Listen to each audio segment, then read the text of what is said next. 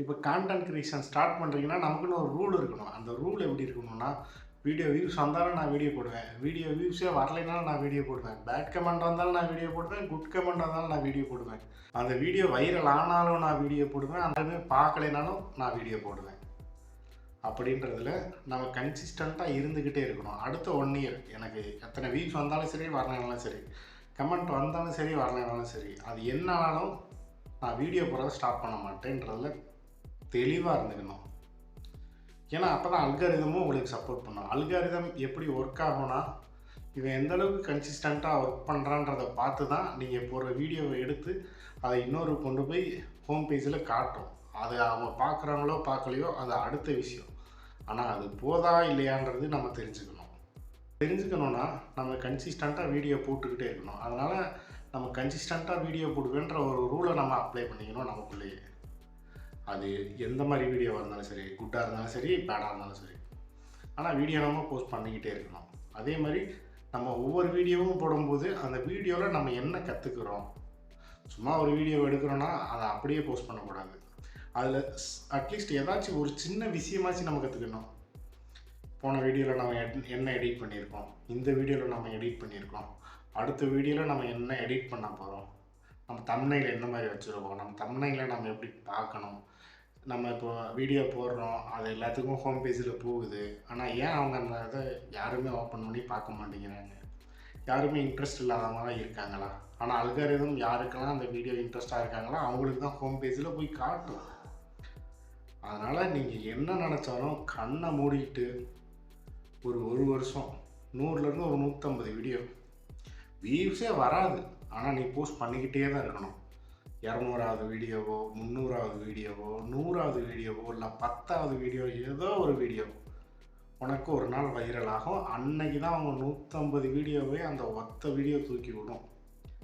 அது வரைக்கும் நீங்கள் வீடியோ போட்டுக்கிட்டே தான் இருக்கணும். அப்படின்றதுக்காக கன்சிஸ்டன்ட்டியாக நான் எந்த இடத்துலையும் கைவிட மாட்டேன்றதை ஒரு பெரிய ரூலாக போட்டுக்கணும். அந்த ரூல் இருக்கும்போது தான் நம்ம ரெகுலராக கரெக்டாக வீடியோ போட முடியும். அந்த ரூல் கூடயே சேர்த்து நம்ம வீடியோ எடிட்டிங் கொஞ்சம் கற்றுக்கணும். நம்மளோட ஸ்கில்லையும் அப்டேட் பண்ணிக்கிட்டே வரணும். ஏன்னா அல்காரிதம் பார்க்கும் இவன் எந்த அளவுக்கு இவனோட ஸ்கில்லை அப்டேட் பண்ணிக்கிட்டே வரான்றதை அல்காரிதம் பார்க்கும். அல்காரிதமுக்கு லாங்குவேஜ் எதுவுமே தெரியாது, ஆனால் நம்ம எந்த அளவுக்கு நம்மளை இம்ப்ரூவ் பண்ணிக்கிட்டு வரோன்றது அது அல்காரிதம் ஒவ்வொரு வீடியோவுக்கும் இவன் என்னென்ன ஒர்க் பண்ணுறான்றதை பார்த்துக்கிட்டே இருக்கும். அதனால் நம்ம ரெகுலராக நம்ம ஒர்க்கை ரொட்டீனாக பண்ணிக்கிட்டே இருக்கணும். அதே மாதிரி நம்ம இதுக்காக வேலைக்கு போகிறதையும் விட்டுறக்கூடாது. நான் வேலைக்கு போகிறேன், நான் ஏதோ ஒரு கண்டென்ட் க்ரியேஷன் பண்ணுறேன், இதிலேருந்து நான் ஏர்ன் பண்ண நினைக்கிறேன் அப்படின்றீங்கன்னா வேலையை விட்டுட்டு இதை ஆரம்பிக்காதீங்க. நீங்கள் வேலைக்கு போங்க, உங்கள் 1 மாத சம்பளத்தை டபுளாக ஆக்குங்க. அதே டபுள் அமௌண்ட்டாக உங்களுக்கு 1 இயருக்கு உங்களுக்கு எங்கே வேலைக்கு போகலைனாலும் பிரச்சனை இல்லை. நீங்கள் வீட்டில் சும்மா கிடந்தாலும் 1 வருஷத்துக்கு உங்கள்கிட்ட காசு இருக்குது. நமக்கு அடுத்த 1 வருஷத்துக்கு பண பிரச்சனை எதுவும் கிடையாது. நான் மென்டலி ஃப்ரீயாக இருப்பேன், எப்படி வேணால் எடிட் பண்ணுறேன். நான் இந்த யூடியூப் சேனலோ ஏதோ ஒன்று பண்ணுறதுக்கான என்னென்ன எனக்கு அசசரிஸ் தேவை, கம்ப்யூட்டர் வேணுமா, கேமரா வேணுமா, மைக் வேணுமா, இது எல்லாத்தையுமே நீங்கள் வாங்கிட்டீங்களா? அதுக்கப்புறம் உங்கள்கிட்ட ஒரு 1 இயருக்கு எந்த வேலைக்கும் போகலைனாலும் பணப்பிரச்சனை வராத அளவுக்கு நீங்கள் ஸ்ட்ராங்காக இருக்கீங்களா? அப்போ நீங்கள் வேலையை விட்டுட்டு ஃபுல் டைமாக கான்டென்ட் க்ரியேட்டராக ஆகுங்க. ஆனால் அதுக்கு முன்னாடி நீங்கள் இறங்குனீங்கன்னா அரசனை நம்பி புருஷனை கை விட்ட கதையாயிரும்.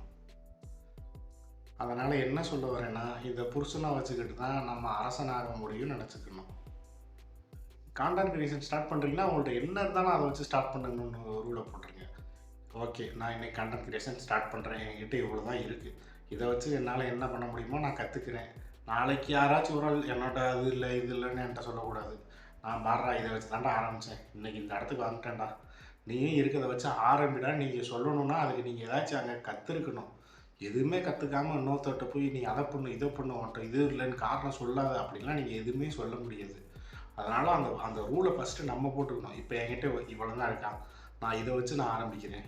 நாளைக்கு நான் வேறு இடத்துக்கு போகிறேன்னா ஒருத்தன் என்கிட்ட கேட்குறேன்னா அவங்ககிட்ட எதை வச்சு ஆரம்பிடான்னு நான் சொல்கிறேன்.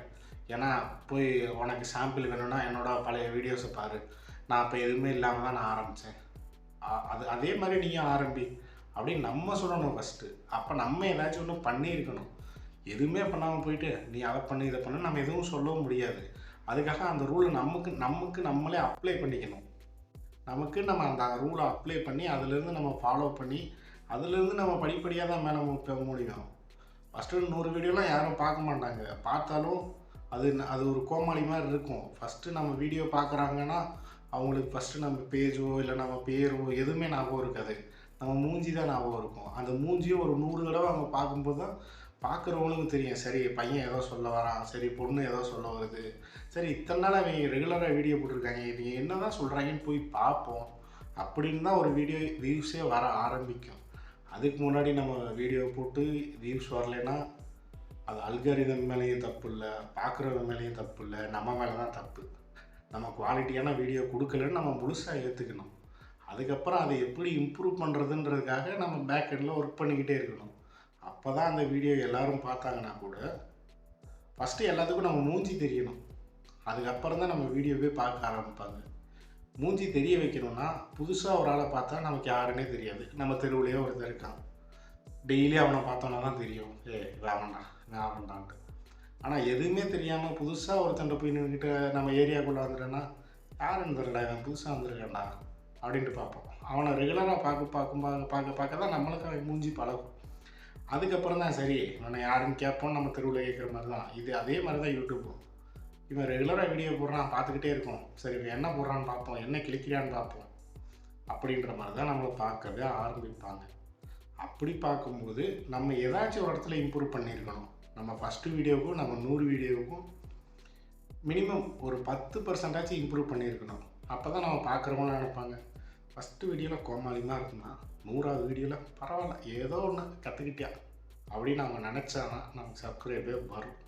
அதுக்கிடலாம் சப்ஸ்கிரைப்லாம் வராது. சும்மா எல்லாத்துக்குமே ஃபஸ்ட்டு 100 வீடியோவுக்கு நம்ம கோமாளி தான் அப்படின்றத நம்மளும் ஏற்றுக்கணும். அதுக்கிடையில் நமக்கு நல்ல வியூஸ் வருது, நல்ல லைக்கோ கமெண்ட்டோ சப்ஸ்கிரைபோ வருதுன்னா அது நம்ம வீடியோவோட குவாலிட்டிக்கு வருது, நம்ம போட்ட கண்டென்ட்டோட குவாலிட்டிக்கு வருது. நம்மளுக்கோ நம்ம மூஞ்சிக்காகவோ நம்ம சேனலுக்கு வச்சுருக்க பேருக்காகவோ வராது. அதனால் இதெல்லாம் நம்ம மனசில் வச்சுக்கிட்டு நம்ம ரூலை தான் ஃபாலோ பண்ணணும். கன்சிஸ்டண்ட்டாக வீடியோ போடுறன்றது ஒரு பெரிய ரூல். வீடியோ எடிட்டிங்கில் நான் இம்ப்ரூவ்மெண்ட் பண்ணுவேன்றது ஒரு ரூல். தம்ப்நெயில் பெட்டராக போடுவேன்றது ஒரு பெரிய ரூல். இன்னொன்று டைட்டில் நல்லா வைப்பேன்றதும் பெரிய ரூல். அதை விட பெரிய ரூல் என்னென்னா நம்ம மனசு சொல்கிறத தான் நம்ம வீடியோ பண்ணணும். கரண்ட்டு ட்ரெண்ட் என்ன, அது என்ன, இது என்ன, நீங்கள் அதையும் பார்க்கக்கூடாது. நம்ம மனசு ஒரு விஷயம், ஒரு இன்சிடெண்ட்டோ ஏதோ ஒன்று நமக்கு முன்னாடி நடக்குதா, அதை நம்மளோட விஷனில் அதை எப்படி போடுறோமோ அதுதான் இருக்குது. அதனால் கன்சிஸ்டண்ட்டாக எந்த இடத்துலையும் நம்ம விட்டுறக்கூடாது. நம்ம ரூல் நமக்குன்னு போட்டோன்னா அந்த ரூலை ஃபஸ்ட்டு நம்ம ஃபாலோ பண்ணணும். நம்ம ஃபாலோ பண்ணிகிட்டு இருக்கும்போது தான் அந்த ரூலை நம்ம ஃபாலோ பண்ணும்போது தான் நம்ம அந்த யூனிவர்ஸும் நமக்கு ஹெல்ப் பண்ணும், இந்த வீடியோ அல்காரிதமும் நமக்கு ஹெல்ப் பண்ணும். அதனால் இந்த ரூலை நம்ம ஃபாலோ பண்ணிக்குவோம். இதுக்கு மேலே அவங்களுக்கு என்னென்ன ரூல் இதுக்குள்ளே ஆட் பண்ணணுமோ இல்லை ரிமூவ் பண்ணணுமோ அதை சேர்த்து பார்த்துக்கோங்க. அடுத்த வீடியோவில் ஏன் வியூ வர மாட்டேங்குது, ஹேஷ்டேக் என்ன யூஸ் பண்ணணும், அல்காரிதம் எப்படி ஒர்க் ஆகுன்றதை தெளிவாக சொல்கிறேன், பாருங்கள், புரியும்.